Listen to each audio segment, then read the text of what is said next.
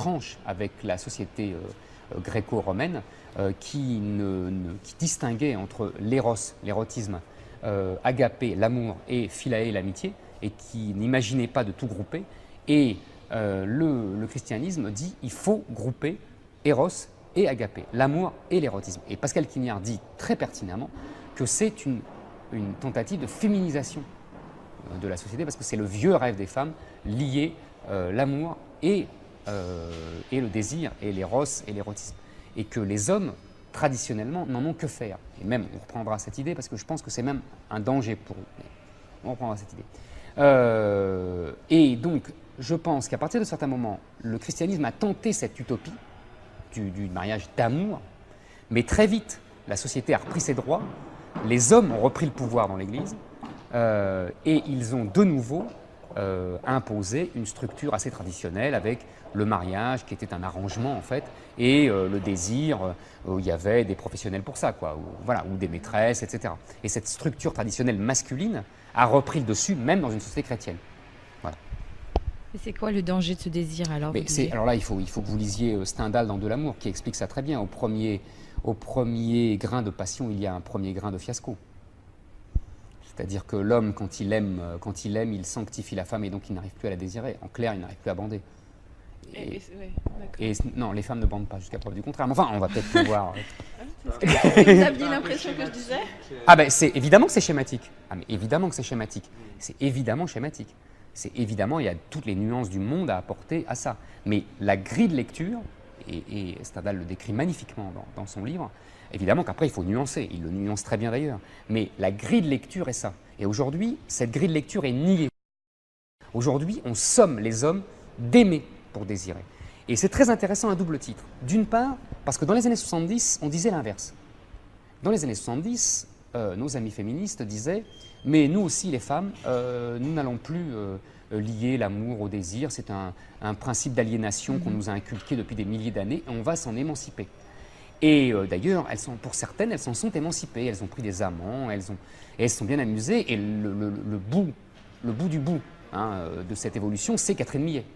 Quand Catherine Millet raconte, c'était exactement, moi j'aime beaucoup Catherine Millet parce que pour moi c'est l'incarnation d'une idéologie. Ça m'intéresse toujours quand je vois des gens aller au bout d'une logique intellectuelle. Je dis ça sans ironie du tout, ça m'intéresse, c'est vraiment, j'ai beaucoup de respect pour cette fille et elle m'intéresse, quoi. C'est très intéressant.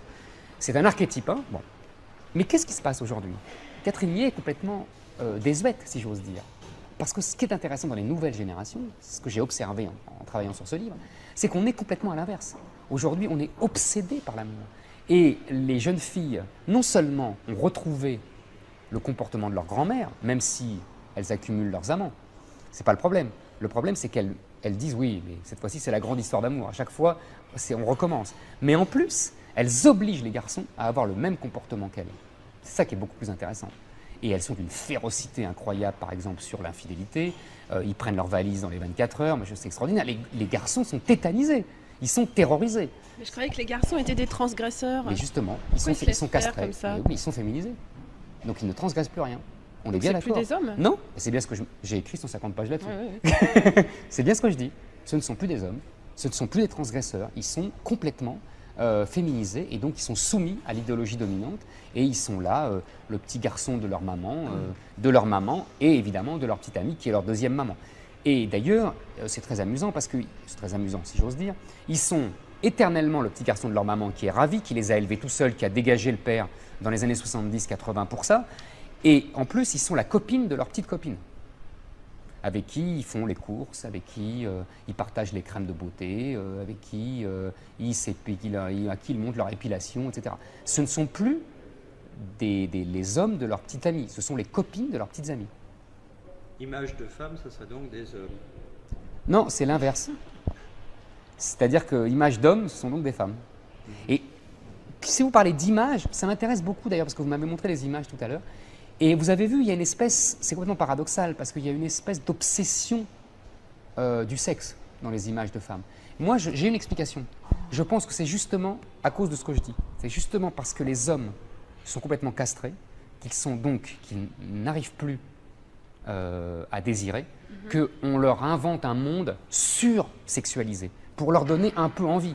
Parce que, en fait, je crois qu'au fond d'elles, les femmes sont désespérées par ce comportement des hommes, mais que ce n'est pas fémininement correct que de le dire. Mais je crois qu'elles en souffrent beaucoup plus que les hommes qui ne savent plus où ils sont. Les femmes, elles savent, et elles savent qu'elles souffrent. Et je crois que la société réagit comme ça, vous voyez, par une image sursexualisée pour donner un peu quand même de désir à ces hommes qui sont complètement émasculés. Il n'y a plus de désir. Le désir. Je pense que l'indifférenciation tue le désir. Ce que j'explique, c'est que dans cette féminisation globale, les jeunes garçons, qui restent un fond de pulsion, si j'ose dire, de testostérone, essayent de se bricoler. Soit ils se soumettent complètement à cet ordre féminin, c'est la grande masse, soit ils essayent de se bricoler une virilité comme ils peuvent. Et le plus souvent, elle est ou ridicule ou barbare, parce que ce n'est pas ritualisé. Je crois que la virilité, et c'est là où d'ailleurs les féministes ont raison, la virilité est très dangereuse. Les hommes sont non seulement transgresseurs, mais ils peuvent être barbares, ils sont violents. Fondamentalement, ils sont violents, ils sont destructeurs.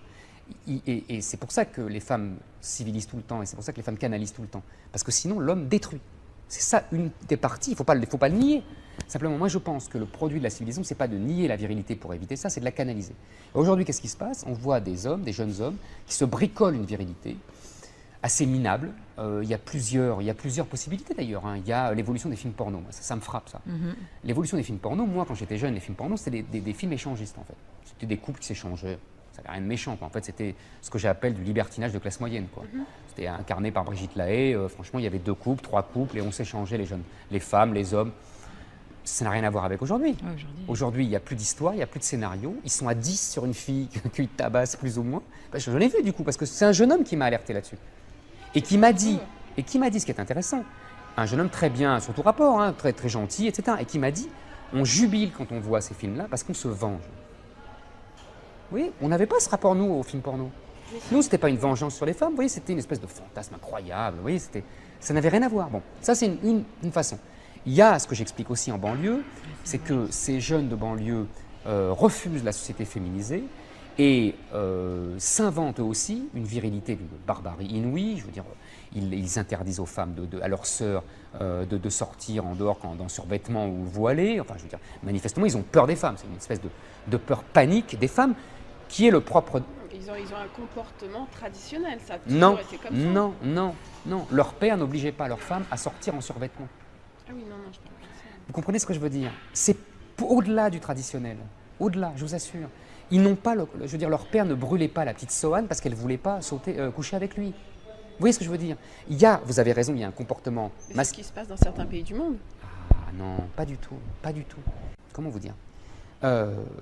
Il y a une tradition dans les pays musulmans de contrôle très strict des femmes, parce que moi je pense qu'ils en ont. Le contrôle strict des femmes, c'est parce qu'ils en ont peur. Ils ont peur de ne pas être à la hauteur. On en revient toujours là. On en revient à Stendhal. Hein. On en revient toujours là. Bon. Et donc, ils les enferment comme ça. Ils sont sûrs qu'ils seront à la hauteur. Ils auront une supériorité. C'est toujours le problème de l'homme. Il faut montrer une supériorité. Vous savez comment, c'est dans Pascal Quignard que je l'ai appris, comment s'appelait le phallus chez les Romains? Fascinus. Il faut fasciner. Les femmes veulent être fascinées et les hommes veulent fasciner. Et s'ils ne peuvent plus fasciner, terminé.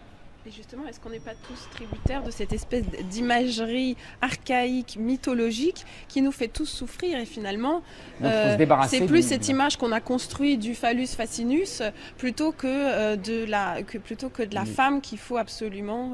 Mais d'après vous, pourquoi on l'a construit? On ne se pose jamais cette question. Mais on l'a construit pas par hasard. On l'a construit pour le bien des deux.